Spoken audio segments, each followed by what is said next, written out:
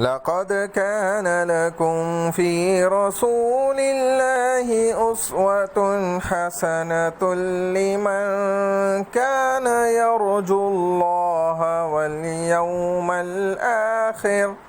واليوم الآخر وذكر الله كثيرا.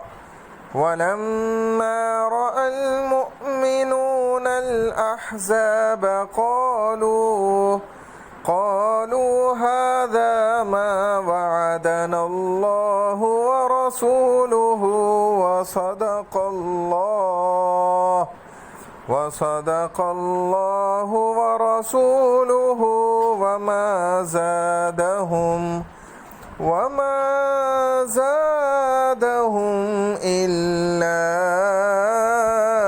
إيمانا وتسليما. صدق الله العظيم.